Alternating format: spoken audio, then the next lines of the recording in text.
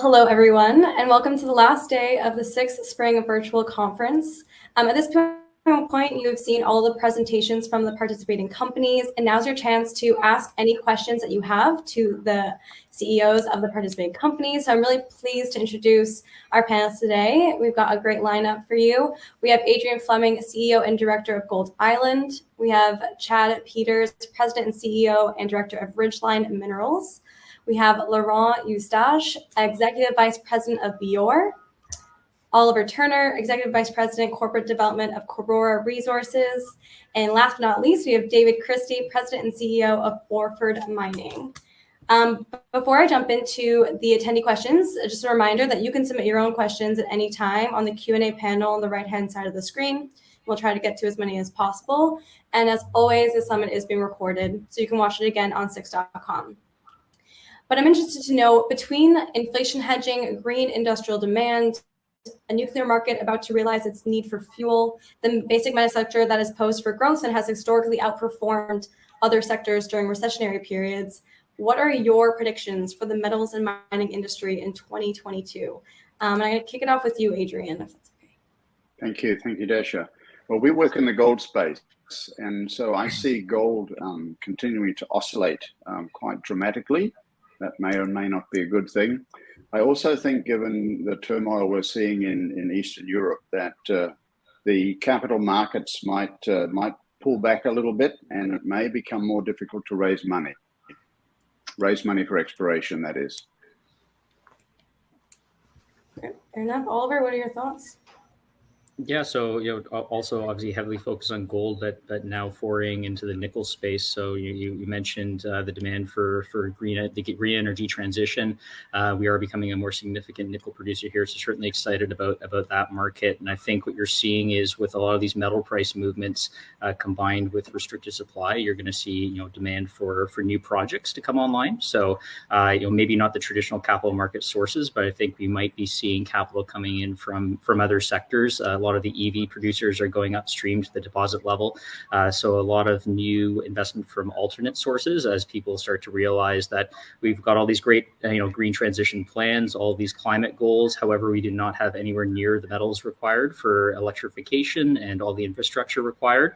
So at some point in time, the general public and the larger investing public will realize that. So I am encouraged by that side of things, and gold will remain a very important part of any portfolio with respect to hedging the turmoil that Adrian just talked about. So optimistic on several fronts.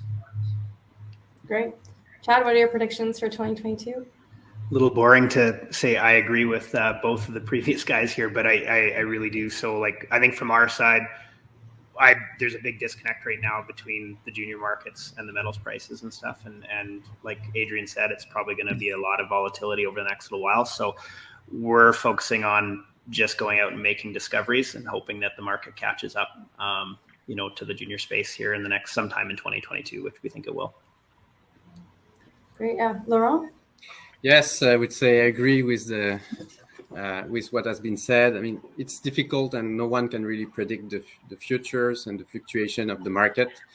But given the increase in demand and cost inflations, I believe we enter in a circular bull market cycle for most of the commodities. So it will be good for the mining industry. Hope so. And David? Yeah, I hate to say it, I agree with the previous four speakers, but I do. As a gold and a nickel explorer, we've seen the funds that Oliver talked about coming into our nickel project from groups, very large investment funds in the world. The gold investment industry is definitely going to see some volatility, but I think a general uptrend because of the uncertainty and the inflation that we're seeing. And as a geologist and an ex-analyst, I'm optimistic on both fronts. So the demand for battery group metals and the hedge that gold provides in uncertain times, I think will be good for all investors involved. Thank you. I'm interested to know, with the COVID restrictions lifting, what impact, if any, have you seen on the industry? I'll throw it to you, David. Well, for us at our remote projects, we've had to spread people out, and so costs have gone up because of that. And testing and nurses in the camp and all these types of things and isolation before entering our camps. And so there's definitely been more costs involved. Hopefully this year that part of it is sort of gone in a way. But definitely there's been some more costs involved in operating remote projects. Laurent, any changes you've seen? Yeah, I mean, we've been also had to take care of that, but the main aspect we've encountered is the lag time for the labs, and some. I mean, we had some issues associated with that, but I think we've been able to manage that pretty well. That's great. Chad, any changes since COVID? We've been pretty lucky. Our whole team is Nevada based. All our projects are Nevada based. So between working socially distancing, I guess, working from home, and getting out in the field, which is social distancing at its finest, I guess. So we haven't had a really big change in our productivity or our costs from that perspective. I think, like anyone can say, is this. Inflation, everything going on right now has given all the drillers and every other service industry in the group to just automatically go, what? We're increasing our rates 40% or 50%, right? So I think that's where we've seen the greatest cost increase has just been as a result of all of our, the contractors we rely on deciding that their cost has now gone up anywhere from 50 to 100%, depending on who you talk to. So. Thank you. Oliver, anything that you've seen? Yeah, for sure. So, additional costs, just like David at his camp, we've had, medical staff on our camps as well. So a significant annual cost there, similar to Laurent, assay turnaround times in Western Australia have been 7 to 9 weeks for us, which is a joy when you're exploring. And then, certainly being in Western Australia, our investors have heard us talk about this a long time. Western Australia was sealed off for 627 days. So for, maybe 300 of those days, it was good because the rest of the world didn't have the vaccines yet. Obviously, that's changed now. So the labor market was incredibly tight. And as of March 3rd, those interstate borders have finally opened up where you no longer need to spend 14 days in a hotel room in order to get in and out of the state. So 40% of the workforce comes from outside of state in Western Australia. So we're hoping over the course of this year, it's not going to happen instantaneously. A lot of that captive labor force outside of WA will be coming back into the state to get back to work. And hopefully we see some rationalization of salaries and contractor costs. Although these things tend to be a little bit sticky. Usually once they go up, they don't go down as quickly. So we'll see what happens. Thank you. And Adrian. Thank you, Desha. Yes, as an early stage explorer working in Newfoundland, what we found with our work last year was that COVID slowed down the rate at which you can get work done. So it's costing us more per unit to get activity undertaken. And I do share with the previous comments on this topic. The other thing that I'm looking forward to, of course, is being able to travel. And New Zealand has had a very closed door policy about travel that's opening up. And, we really have had severe limitations on being able to go from one part of the world to another. I used to just drive out to the airport, hop on a plane, fly overnight to Vancouver and go to meetings. I haven't done that for 2.5 years. And so hopefully that will come back soon. I believe it will. Yeah, I hope so. I'm eager to hear more about each of your projects and company, and I'm wondering if you have any upcoming catalyst events that you're most looking forward to this year. I'm going to throw it to Laurent to start. Yes, sure. What I would say is once we initiated the consolidation of our Belter flagship project, let's say 12 to 18 months ago, so really recently, we've been excited by the geology with the high-grade component and the large footprint of the historic mining camp that we've consolidated with up to 12 kilometer strike. So that was suggesting that there is an important metallurgical system underneath the high-grade mineralization at surface that we know. So we're looking forward with more exciting result and be able to victorize on potential and economical result by a little bit. Great. David, any upcoming catalysts you want to highlight?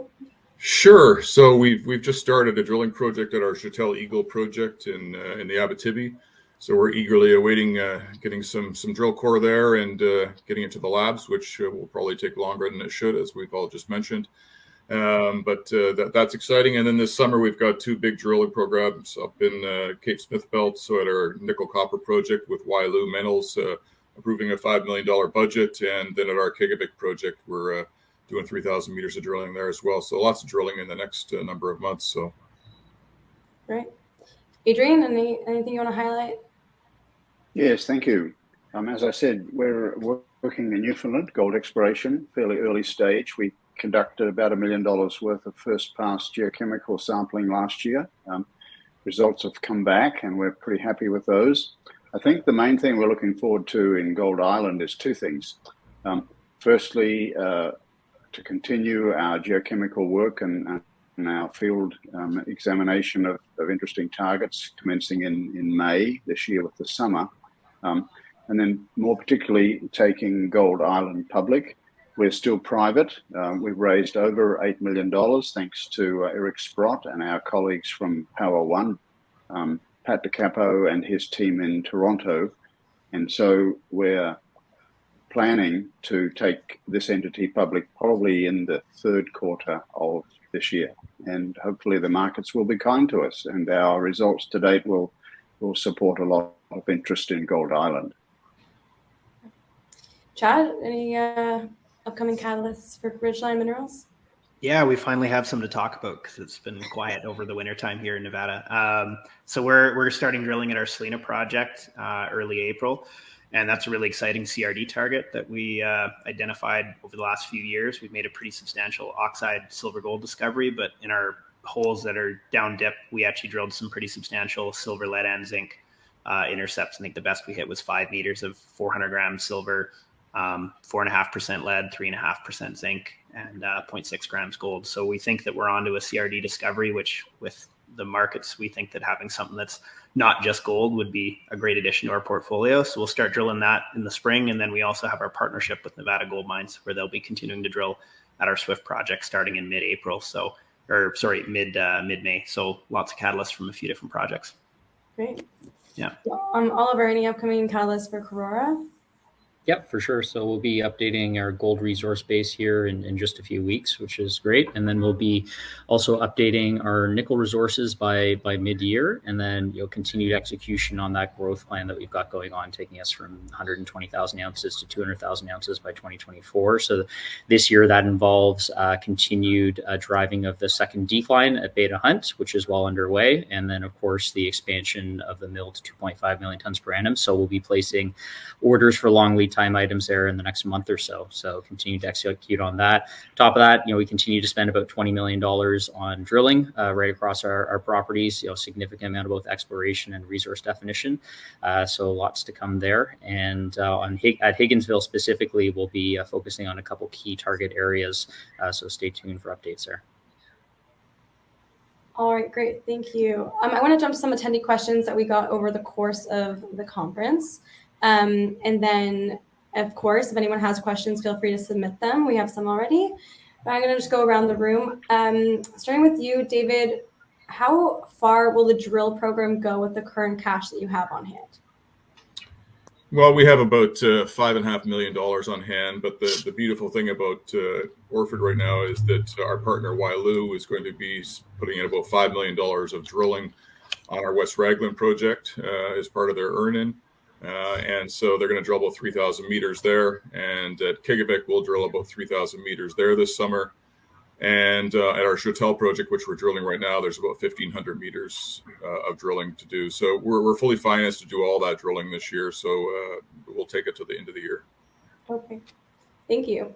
Adrian, why has Newfoundland attracted so many new exploration companies recently? What makes the jurisdiction so strong? This is a very interesting question. And I'm still puzzling as to why Newfoundland has been overlooked as an exploration destination for gold for a long time. I've worked in Canada on a number of occasions from the early 80s, and we all used to focus on the Abitibi. And then, of course, the BC became a popular part of Canada to work in, then Nunavut. I've worked in all those areas. there's something about the Canadian mindset that what's back east, way back east, isn't somewhere you should put your money.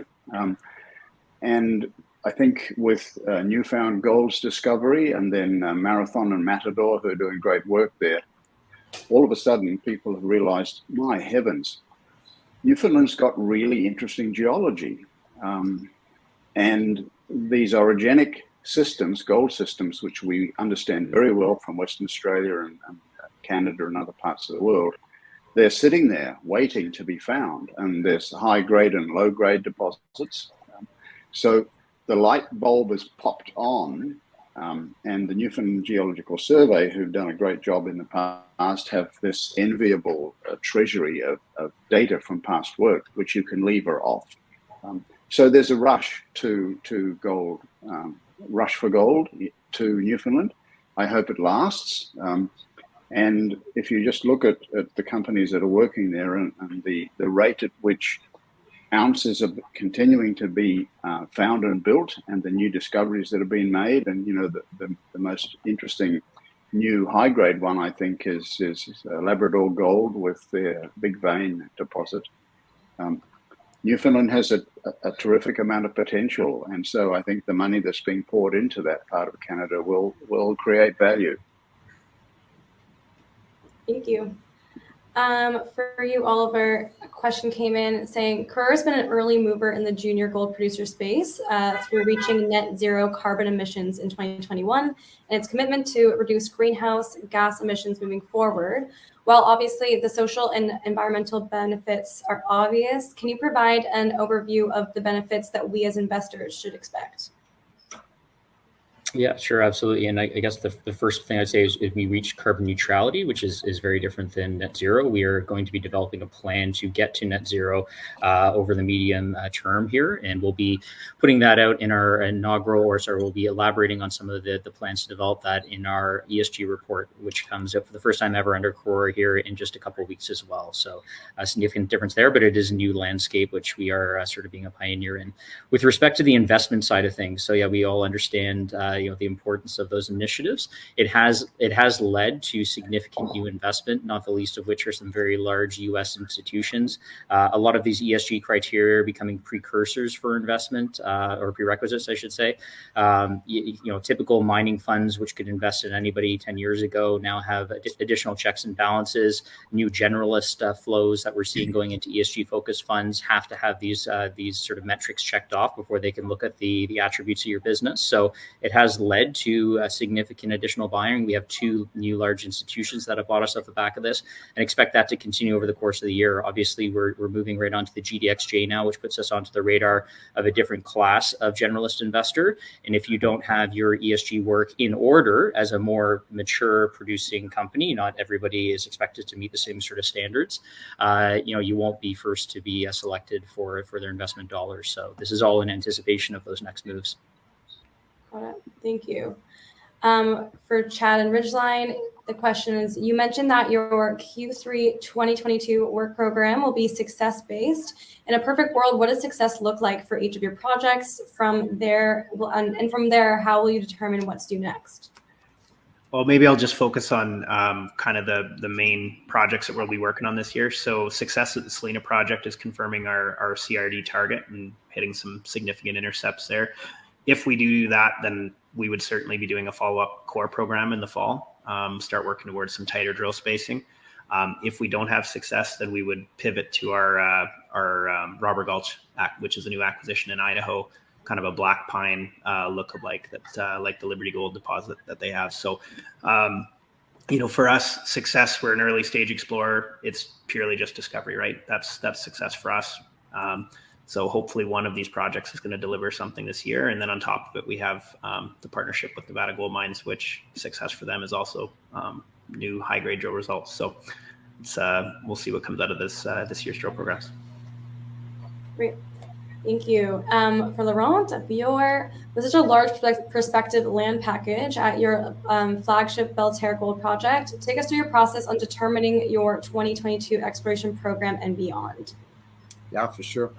It's a really large land package, 300 square kilometers. It's huge. It's the first time it's been consolidated, that particular land package, with, like I said, 12 kilometers of brownfield exploration already known with high-grade mineralization. So we have various approach there to work the whole property with more greenfield area where we did some field survey on which we will be able to vectorize in prospection this summer. We also just last year in August, late in the summer, we just got an option with Cisco Mining on the second half of the brownfield area on which we didn't tap the exploration last year. So it will be another focus there. Well, we hope we will be able to define some high-grade gold mineralization at surface associated with good structures, which will lead to drilling targets basically for the fall. And we will also continue to vectorize out of the result that we will get from the two first phase drilling phase that we've one we've completed before Christmas, and one that we're doing at the moment at the old mine. So basically, that will provide some result on which we will be able to vectorize and eventually generate some economical result for the coming year. Great, thank you so much. All right, back to you, David. Another question here. How similar is the geology and mineralization on your West Raglan project to the neighboring Raglan mine operated by Glencore? Well, if you took our core samples of West Raglan nickel intersections and compared them metallurgically to what they have at Raglan, they'd be identical. People would not be able to tell the difference. It's very high grade, 3% nickel, 1% copper, 3 to 4 grams PGE plus a bit of cobalt. So this is very high grade material. The Raglan mine itself is one of the lowest cash cost nickel producers in the world. I think they're negative cash costs right now. So we have the same type of material. We're just a little earlier stage. We're still trying to find more pods. Raglan's very much a poddy type embayment style mineralization. So we're looking for more pods to put together to create a deposit there that's worthwhile to be mined. And this summer, we're going to drill 3,000 meters of drilling on the best conductors we found last year. We used a method of exploration that they've used at Raglan for the past number of years as a squid sensor on an EM, moving loop EM, and it helps identify the difference between formational conductors and sulfide conductors and helped increase their discovery rate by 58%. So we use that same method. We had 440 conductors. We've identified about 70 of those as high priority, and we're going to drill probably the top 15 of those. So it's going to be a very exciting summer on our West Raglan project, and I think the similarities between the two projects will become very apparent to people. Great, thank you so much. Adrian, the question is, can you talk about your previous work with Sean Ryan and what led you to both team up again? Thank you. Yes. I started a company called Underworld Resources back when the first Hobbit movies were coming out, and we, with a colleague of mine, Rob McLeod, we listed that company on the TSXV, and we began work in New Zealand and looking at opportunities in South America, specifically Chile. Rob came across some of the early sampling work that Sean Ryan had done south of Dawson City in the Yukon in 2007. And Rob showed that geochemical work to me. Sean Ryan had undertaken ridge and spur sampling first of all, and then followed up with grid soil sampling about 1 hour south of Dawson City by helicopter, an area which had previously seen essentially no systematic modern gold exploration. So we abandoned New Zealand, we abandoned Chile, and we jumped into the Yukon. So in 2007, we optioned those properties from Sean, conducted some field work, a little bit of trenching, and one of those trenches returned, I think, 3 or 4 grams over several meters. That was the end of the season, and we didn't come back until 2008, our first drill holes, and we drilled 5 targets in the first year, and 2 of those hit at Golden Saddle. We had 20 meters of about 4 grams per ton, very close to the surface. surface, and then a second discovery at another geochem anomaly called ARC. We had difficulty raising money because that was 07 going into 08 global financial crisis. But by the end of 08, and having put 3 drills on the property, we had been able to define 1 million ounces of gold, a little better than 2.5 grams per ton. Very few exploration programs develop that quickly, and we kept pinching ourselves, saying, you know, is this a dream? And is this really happening? And then at the PDAC in 2010, a person handed me a letter, and I opened the letter, and it was an offer from Kinross to acquire Underworld outright. And they said, you have 24 hours to say yes or no. And we thought, oh, gee, yes, okay. So all the shareholders made money, and the principals, of which I was one, did very nicely from that. And so that was my first experience working with Sean. Several months ago, I had a call from Sean and his wife, Kathy, and they said, oh, we've got this new company, and we'd like you to help us. And I said, well, you know, I'm already a director of 4 Canadian listed companies. I'm a bit loath to take anything else on. I'm, you know, enjoying my semi-retirement. And they said, no, we want you to be the CEO. And I said, well, I've never worked in Newfoundland and I don't know anything about the geology. And let me have a look and see what's going on. So I spent a couple of weeks doing due diligence. I got very excited about what was happening in Newfoundland. Sean had staked a lot of ground, and our colleagues from Power One were looking at optioning several different properties from Sean, which we did. And so I've come back, boots and all, saying, well, I've got some other things going on in my life and other commitments. I can commit, you know, about 50% of my time to this. So that's kind of what happened.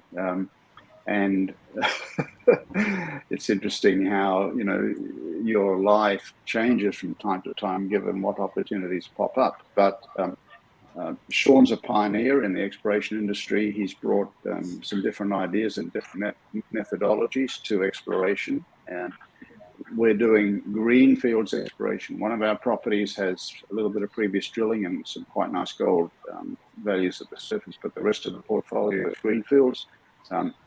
With Underworld Resources in the Yukon, and also the Coffee Project, which was defined on the back of Sean's work by Kamenak. They're testament to the fact that greenfields exploration does work. It's risky. It's probably higher risk than brownfields, but you know, many of the world's great deposits have been found using that from the grassroots up exploration approach. And so we're excited to be in Newfoundland, and we're excited about what we might be able to deliver in this 2022, which is really our first full year of working on the ground there. Awesome. All right. Thank you so much. All of our questions came in for Karora. With such nice cash position, why not spend more on exploration drilling? And they're referencing the nickel. Why not explore more in nickel? Okay. Yeah. So, I mean, first and foremost, it's sort of $20 to $24 million that we've got slated for this year. That is the largest budget that collection of properties has seen in well over 10 years. We spent $20 million last year, and it parlayed into some very nice returns. So we are a company that rewards, additional capital expansion or expanded budgets based on success. So success is always the determinant of our budget. It will, depending on the results that we return with our program. So we do have the ability to increase that depending on success. What is not the constraint for us is budget. The constraint for us is not budget, it's not drill meters, it's assay labs. As Laurent said at the beginning of the call, assay turnaround times are what's holding us back as well. When it takes you 7 to 9 weeks to get your assays back, and there's lots of drilling capacity. We've got anywhere between 6 and 8 drills drilling across our properties as we speak. So certainly cash to deploy based on success, but we need to see those assay turnaround times compressed a little bit. And with respect to the nickel, we do have an allocation in our budget today for nickel. It is aggressive given the size of the prize so far, but if we continue to have success there, we have the ability to expand as well. The last thing I'll sort of conclude with here is we have a growth plan to finance at the same time. So got a lot of projects on the go, and capital allocation is something we treat very seriously. So success dependent, but stay tuned. We can always expand. Thank you. For you, Chad, what are some things that you look for when acquiring a project, and relate that back to what you saw at your recently acquired Robert Gulch project in Idaho? Sure. Well, we look for scale is the biggest thing we look for right at the start, and evidence of systems. So we find that there's a lot of dogma applied to exploration in the Western U.S. So, refusing to look at certain rock types or ages of rocks, or et cetera, because they're historically perceived as poor hosts. So we like to, if there's areas that are written off, that's kind of the first place we go and look at first, because we feel that's where maybe the biggest opportunities might lie. So for example, Robert Gulch, we came in there, saw historically this project had seen maybe 20 drill holes, I believe, over about a 15-year period in the 80s and early 90s. Almost every drill hole returned gold intercepts, and at the time that was a very it was Pennsylvania and Permian rocks, so I won't get too sciencey here, but essentially they've been written off as good ore hosts. Since then, you've now seen Gold Standard Ventures make major discoveries at Dark Star. Liberty Gold is now of a 3 million plus ounce resource in the exact same age host rocks. This is the exact same rock package as Liberty Gold. Strong evidence of over 4 kilometers of mineralized surface extent to the gold system, and had been very poorly underexplored. So we looked at it, and it was an obvious choice to come in, and we think that it's a great complement to the portfolio and a very cheap acquisition. So that's why we picked it up. Great. Thank you so much. Laurent, for Vior, what excites you most about the Belterre, and why was that the chosen project out of all the projects in your portfolio? Yeah, good question. In fact, we were looking for a flagship project about 18 months ago, and we kind of defined some corporate criteria to generate an acquire project, and a little bit of what Chad said before as well. I mean, size. We like to be located next to advanced project, a high-grade gold project, or mine, past producing mine. So basically, that project was fitting all these criteria, which is located next to Val d'Or and Rouen, which is the heart of the mining industry in Quebec. So great location, great infrastructures, easy access year-round, as well as we have access to qualified workforce as well. And these competitive times to acquire good workers is also challenging. So being in that location is all plus. That allows us to have a low cost of exploration, and so we can do more with less, basically. And we do not need to find a 3 million ounces standalone project to generate some value for our shareholders. We'll attract a producer with a fraction. I mean, what has been produced in that old mining camp is about 750,000 of a million ounces. So if we just find and repeat what has been found in the past, I mean, we will create a tremendous value for our shareholders. So that's all these aspects that attracted us here, and we're really pleased to work there, to have some success since the beginning, and we intend to continue to do so. Thank you. We have a question here from Eric, and it's for all of you, but he's referencing the Neobay Metals that stopped their drilling program that was announced yesterday, even though they had all their permits. So he's asking, shall contemplating giving First Nations a participation interest early on, 5 to 10%, on mineral projects, is that the way of the future? And can each participant elaborate how this is an issue in regards to their project portfolio? I'll open the floor. Maybe Laurent, I'll give this to you to start. Yeah. Sure. So given we're located next to Val d'Or and Rouen, we're next to, the town of Belterre is basically in our project. So we that's the first thing we did. Basically, we took the phone and met the people, make sure that, I mean, they know who we are, what we want to do, and be clear with them that we are explorers and we want to create some value. Value for the area basically. And we took as well the same strategy with First Nation. And so everyone knows us. They know our phone number. We have good relationship with them. And I really think it's critical these days to be really proactive on that front. We will also open discussion for synergies with them as we are on the field. We could work together. They could help us. We could help them as well. So these are also things. So and about the investment, it's evolved as the project evolves as well, and the project will move forward. We'll see how we can advance with these aspects. Does anyone else have anything to add? What are your views? Sure, Dasha. Yeah, I can make a couple of comments here. Let me reflect on two different jurisdictions and two different times in history. My childhood was spent in the centre of Australia near Alice Springs, which is right in the middle of that country. But in more recent times, there's been some interesting gold deposits found northwest of Alice Springs in the desert.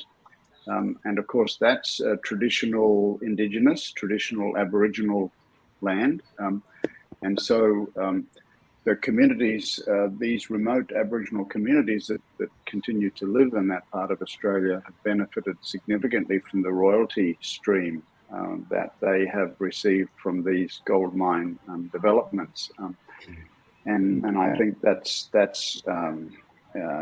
important. I think it's fair, and I think it's very reasonable that if you're exploiting a resource on somebody else's land, that they should benefit from your success.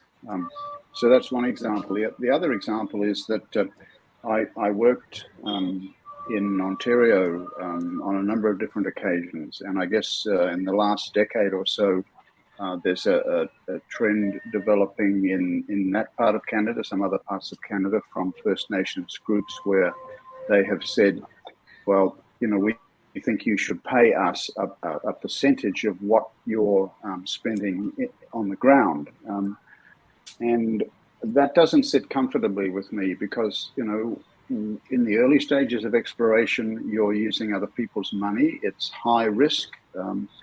And the more of your treasury you can commit to the exploration process, the better chance you have of making a discovery, a mine developing, and then the many benefits that would flow to communities and people in that area from a mine development.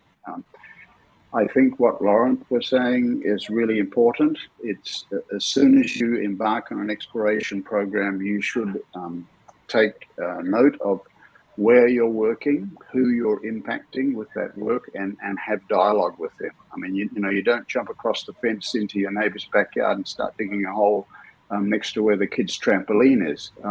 So that sentiment should be applied to exploration activity, and I think we're improving in the way we behave in the exploration business, in our dialogue with landowners and other people that we have an impact on. But I think that true benefit comes from exploration success, which employs a lot of people, and particularly from mining development. And we've seen in many different parts of the world where there are significant benefits accruing to the residents in that area from the natural resources industry. Any and Chad, David? Yeah, sure. I'll add to that. We're active in Nunavik, which is the northern part of Quebec, and we've had representatives from all the local communities in the Kativik regional government, which is the government that sort of runs that part of Quebec, to our site and to our camp. We employ as many people as we can from those areas, and I think 10 to 15% of our exploration expenditures have been with Nunavik-owned enterprises in the past number of years, and we continue to try to do that whenever possible. And of course, we talk to them before every program and after every program and during the programs. And so we're quite active with our local communities. I think you have to be. I don't think it makes sense not to be. And we do the same thing in the Abitibi with the Picogan. So I think being active with your local communities, whoever they may be, is the only way to operate in any jurisdiction. And if you don't do that, you just are going with blinders on.